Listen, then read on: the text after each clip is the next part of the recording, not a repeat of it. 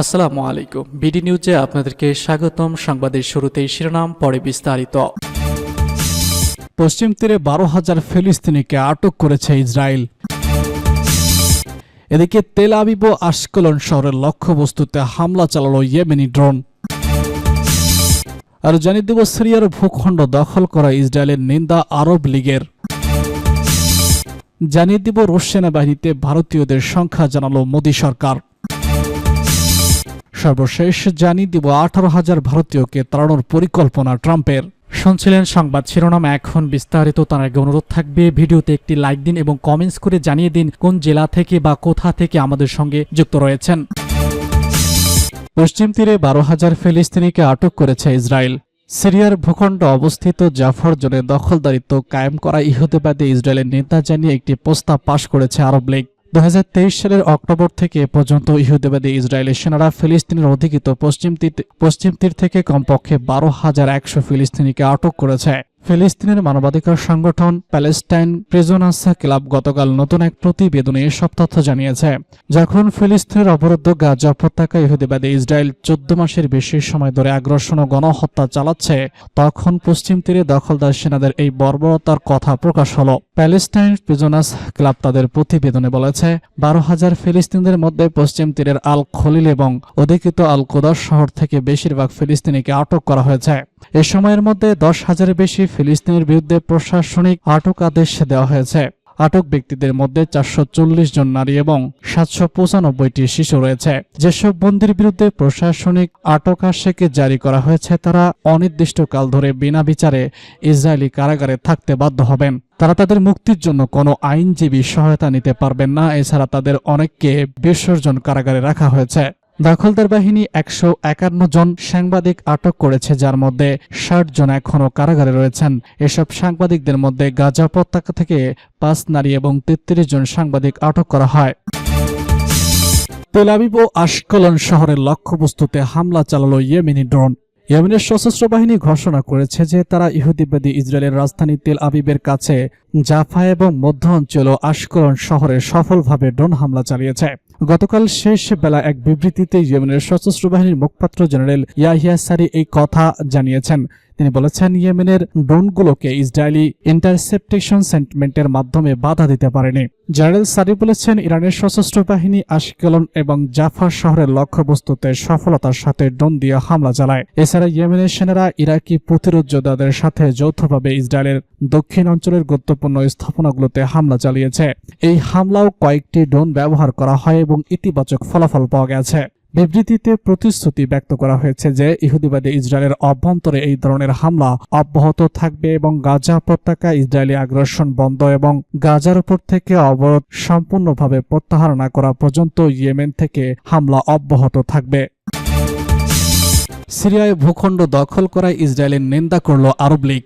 সিরিয়ার ভূখণ্ড অবস্থিত রাফার জোনে দখলদারিত্ব কায়েম করা ইহুদিবাদী ইসরায়েলের নিন্দা জানিয়ে একটি প্রস্তাব পাশ করেছে আরব লীগ। গতকাল 22 সদস্যের এই প্রস্তাবটি পাশ করে জাতিসংঘ নিরাপত্তা পরিষদের প্রতি একটি জরুরি বৈঠক ডাকায় আহ্বান জানিয়েছে, যাতে ইহুদিবাদী ইসরায়েলের দখলদারিত্বের বিষয় নিয়ে আলোচনা করা যায়।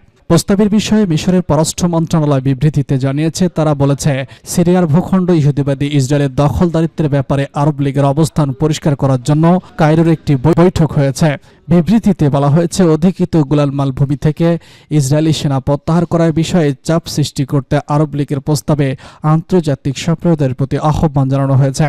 গত রোববার বিদেশি মদতপুষ্ট হায়াতে তেহরিয়ার শাম সিরিয়ার রাজধানী দামেস্ক দখল করার পর ইহুদিবাদী ইসরায়েল 1974 সালের চুক্তি লঙ্ঘন করে গোলান মালভূমির রাফার জোন দখল করে নেয়। এই জাফার জোন অধিকৃত গোলান মালভূমি থেকে সিরিয়ার অংশে থাকা গোলান মালভূমিতে আলাদা করেছে। ইহুদিবাদী সেনারা জাফার জোন দখল করেই শান্ত হয়নি, বরং তারা রাজধানী দামেস্কের দিকে অগ্রসর হয়েছে এবং ইসরায়েলি জঙ্গি বিমান সিরিয়ার বিভিন্ন অঞ্চলে শত শত সামরিক লক্ষ্যবস্তুতে বিনা বাধায় হামলা চালাচ্ছে। সিরিয়ার অভ্যন্তরে পুরো শীতকাল জুড়ে অবস্থান করার প্রস্তুতি নেওয়ার জন্য ইহুদিবাদী সেনাদের নির্দেশ দিয়েছে ইসরায়েলি যুদ্ধমন্ত্রী ইসমাইল কাটজ। রুশ বাহিনীতে ভারতীয়দের সংখ্যা জানালো মোদী সরকার। সম্প্রতি উত্তর কোরিয়ার বিরুদ্ধে অভিযোগ উঠেছে যে ইউক্রেন রাশিয়া সেনাবাহিনী হয়ে যুদ্ধ করছে দেশটির সেনারা। এই অভিযোগ ছিল ভারতের বিরুদ্ধেও। ইউক্রেন ও পশ্চিমাদের দাবি ছিল মোটা বেতনের চাপ দিয়ে ভারতীয় যুবকদের নিজেদের সেনাবাহিনীতে অন্তর্ভুক্ত করছে রাশিয়া, যা নিয়ে উদ্বেগ বাড়ছিল। আর সেই পরিস্থিতিতে রুশ বাহিনীতে কর্মরত ভারতীয়দের সংখ্যা জানিয়েছে মোদী সরকার। রাশিয়ান সেনাবাহিনীতে কর্মরত বেশিরভাগ ভারতীয়কে ফিরিয়ে আনা হয়েছে বলে দাবি করা হয়েছে। তবে এখনও রুশ বাহিনীতে ১৯ জন ভারতীয় সেনা রয়েছে বলে জানিয়েছেন তারা। ভারতের লোকসভায় কেন্দ্রীয় বিদেশ মন্ত্রী কীর্তিধন সিং জানিয়েছেন এসব তথ্য। সিবিআইয়ের দাবি, মোটা বেতনের চাকরির টোপ দিয়ে ভারতীয় যুবকদের পাঠানো হতো রাশিয়া ইউক্রেন যুদ্ধে। ন্যাশনাল মিডিয়া, ফেসবুক এবং ইউটিউবে মোটা বেতনে বিদেশে চাকরির লোভ দেখিয়ে চালানো হতো প্রচার। জায়গায় জায়গায় এজেন্টও নিয়োগ করেছে তারা। কোনো বেকার যুবক চাকরির আগ্রহ প্রকাশ করলে সব রকম ব্যবস্থা করে তাকে পাঠিয়ে দেওয়া হতো রাশিয়ায়। সম্ভাব্য পৌঁছানোর পর কেড়ে নেওয়া হতো এই যুবকের পাসপোর্ট, ফলে পালানোর কোনো সুযোগ থাকতো না। আর যুদ্ধে এইসব ভারতীয় যুবকদের একেবারে সামনের সারিতে রাখা হতো। সিবিআইয়ের দাবি, ১৯ জন ভারতীয় বর্তমানে রুশ বাহিনীতে কর্মরত থাকলেও দ্রুতই তাদের ফেরানোর ব্যবস্থা করা হচ্ছে। চলতি বছরের শুরুর দিকে রুশ সেনারা ভারতীয়দের নিয়োগের বিষয়টি নজরে আসে।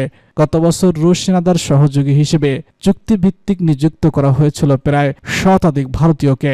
এক্ষেত্রে চাকরির প্রলোভন দেখিয়ে ওই ভারতীয়দের রুশ সেনায় নিয়োগ দেওয়া হয়েছিল বলে অভিযোগ উঠেছে। এমনকি ইউক্রেনের সঙ্গে যুদ্ধ পরিস্থিতিতেও তাদের ব্যবহার করার অভিযোগ উঠেছিল। রুশ বাহিনীতে ভারতীয় পরিস্থিতির বিষয়ে গত জুলাই মাসে রাশিয়া সফরে এসে সে দেশের প্রেসিডেন্ট ভলোদিমির জেলেনস্কির সঙ্গে আলোচনা হয় ভারতের প্রধানমন্ত্রী নরেন্দ্র মোদীর। একান্ত বৈঠকে ভারতীয় নাগরিকদের ছেড়ে দেওয়ার ব্যাপারে বন্ধু পুতিনকে অনুরোধ করেছেন তিনি। তারপর থেকেই একে একে রুশ সেনাবাহিনীতে কর্মরত ভারতীয় নাগরিকদের ছেড়ে দেওয়ার কাজ শুরু করেছে পুতিন সরকার।